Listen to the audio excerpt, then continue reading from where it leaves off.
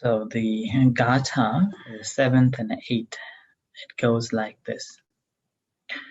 Subhanu pasing viharantang indriyesu asambhutang bhojanam hi cha matanyu kusitam hina viryang evang pasahati maro vato rukham vadulbalam. And the second one is Asubhanupasing viharantang indriyesu susangvutang bhojanam cha matanyung saddham aradha viryang tamve napasahati maro vato selam vapalpatam. The translation is that he who keeps his mind on a pleasant object, who is uncontrolled in his senses, and moderate in his food, and is lazy and lacking in energy, will certainly be overwhelmed by the Mara, just as stormy wind uproot weak trees. The second verse is, he who keeps his mind on the impurities of the body, who is well controlled in his senses, and is full of faith and energy, will certainly be not overwhelmed by Mara, just as stormy winds cannot shake a mountain of a rock. Okay.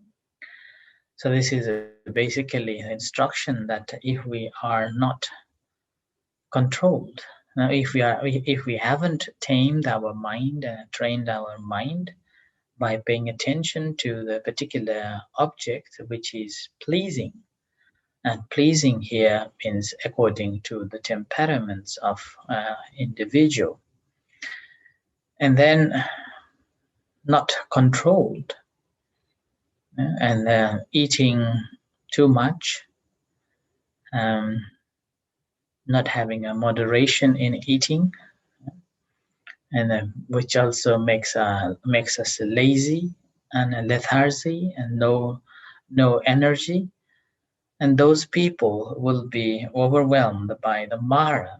And here Mara means the kilesas, so the greed, hatred, and delusion. These kilesas will take us away, and like the stormy wind uproots the tree, it's very easy to take it away. Whereas someone who is practicing in accordance with properly with the practice of a meditation, properly controlled his mind or her mind, and then contemplating in the bodies and impurities of the body, rather than having this thought of this body is beautiful, this body is handsome, and this is so decorated like the royal chariot, which is so beautiful, and always attached to it. Then we will not have this proper understanding of our own body, and with that we will not be able to control our senses. Whereas when we are contemplating properly in our body, understanding the bodily functions, like the anatomical structure of the entire body, and how this body is created, and how this is conditioned, and how it vanishes away. The moment when we understood it, that means we will be very much restrain our senses. Whatever we see, whatever we hear, we will be restraining our senses. And with that, we also gain the faith and energy, faith and the confidence in our practice, and energy to further progress in our practice. And those people will not be overwhelmed by the Mara. Yeah? Just as the stormy wind cannot shake a mountain of a rock. Yeah? Or another way of looking at it, the amount you may have heard me saying as well in the past that a mountain which is on top of the a stone which lies on top of the mountain will not be shaken by a heavy wind and a heavy rain, and that is the mind which has been fully developed. And the story is that these two verses was spoken by the Buddha in reference to Mahakala and his brother Chulakala. So the story was that the family didn't have a child, so but very wealthy, and later on they wanted to have a child, so went on paying and making a vows in different places. And later on, when they managed to uh, uh, make a vow under one of the very big banyan tree, and say that okay, if I get the child, I will come and respect to you and venerate to you, and so on and on. Early morning after having a bath in a river Ganga, he made that vow. And somehow magical things takes place. Happens that his wife become pregnant and born the Kala. The first name be given was the Kala. And then again, after he had this family, he got this child, and as he promised, as he took a vow, so he went back to this banyan tree, which was in the in between of two roads. So he offered everything that he made a vow. And after a couple of years later, again he went back, and then somehow on that morning, he made another vow that, okay, let me have another child. And a magical takes place. So another boy born, and given his name is Chulakala, the elder one known as a Mahakala. Maha means a big boy, and the Chula means a small boy. So it's a small Kal and a big Kal. It's like the junior Jones and a senior Jones. Yeah? So Mahakala is a senior Kala, and the Chulakala is a junior. And after the parents passed away, and both brothers lived together and run a family business, and began traveling in different places as a merchant, selling things. And it happened that one day they came to the town called Setabia, where Buddha was residing at that time. So while traveling about with their merchandise on that occasion, so they had a chance to listen to a discourse given by the Buddha. And it happened that on that day, Buddha was talking, straightly channeling to this Mahakala, who was, feeling a little bit tired of this business running from different cities after cities at every seasons. And Buddha was simply explaining about the spiritual journey, which is more worth than simply traveling to gain the money and the wealth.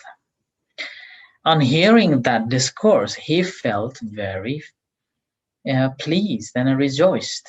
So he wanted to become a monk.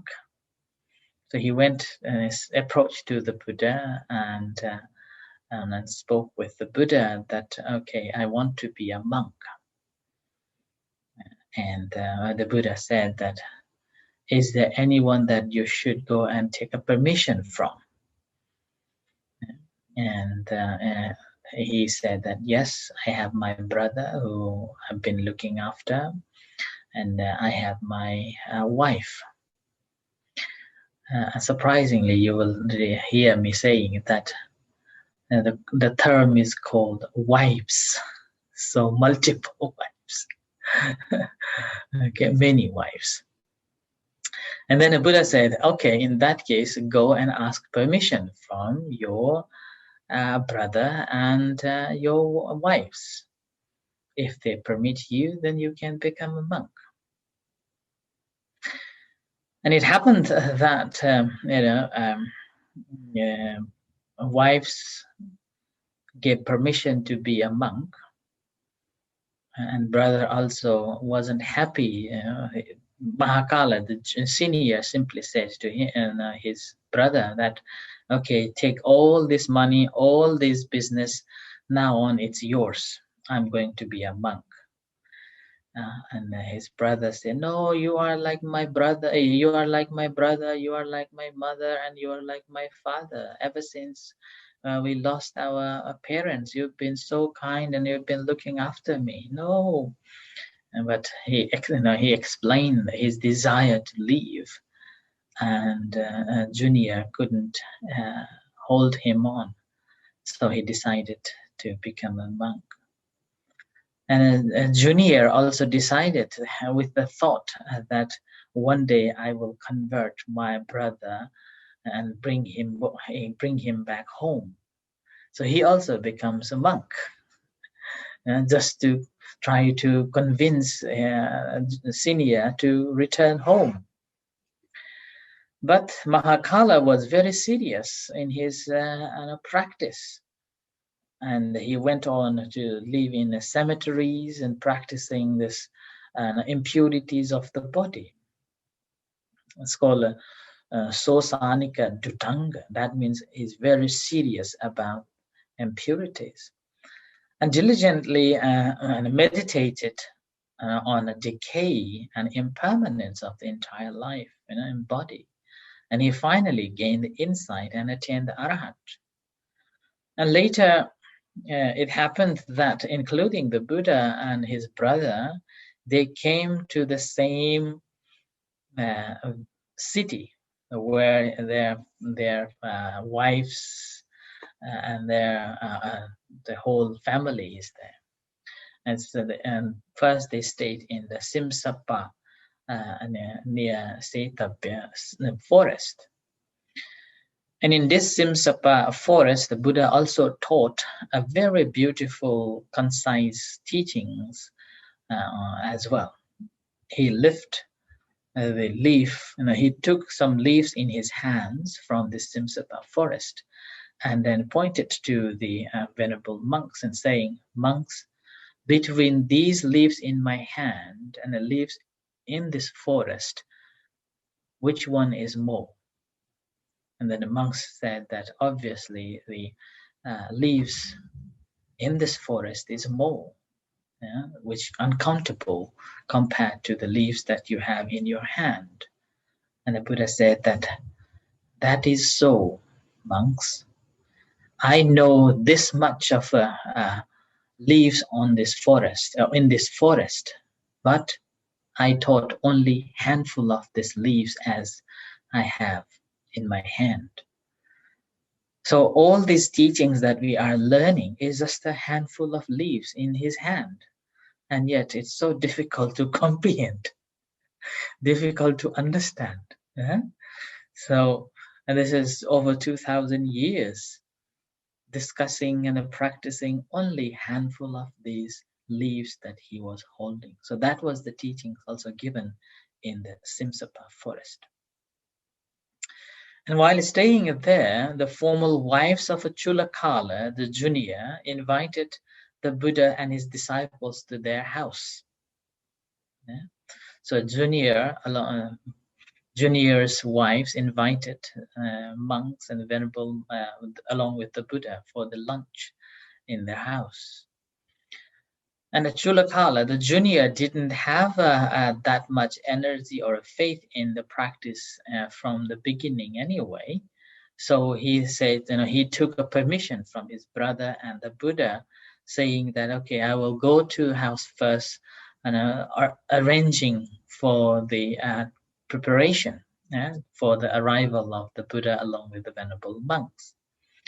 And it happened that on his arrival at home, his wives, plural form, wives convinced Junior to disrobe, and become a normal man. And so all his wives convinced him to change into a lay life. And he was pretty happy because from the beginning, his intention was not to be a monk. His intention was to bring his brother back. And the next day, the wives of the senior Mahakala also had this similar plan like this junior, and invited, as the Buddha and all the disciples, the venerable monks came for the lunch. And after the finished of the lunch, and this is the tradition, after lunch finished, then a Buddha or monks will give a sermon. And that time a Buddha asked Mahakala or the senior to stay and give a sermon, and then all the monks and the Buddha left home. And that is the moment, taking that opportunity, all his wives and a brother came and tried to convince him to change into a lay life. As he was trying to give a sermon and having seen the situation changed, and he immediately stood up that this is not the right time now, and this is not a good time. There is a danger. I shouldn't be staying here. In the same moment, a similar moment, when the Buddha left the house, as they were walking back to the forest, some of the monks were just worried and speaking with the Buddha that this is not healthy for Mahakala. Chulakala or the junior just left the house, just left the monkhood and being a householder, and the other wives, the senior's wife also will do too. But Buddha said to them that don't worry. And Mahakala, the senior, having seen and having heard that, having observing the situation is not conducive, so he immediately left the house.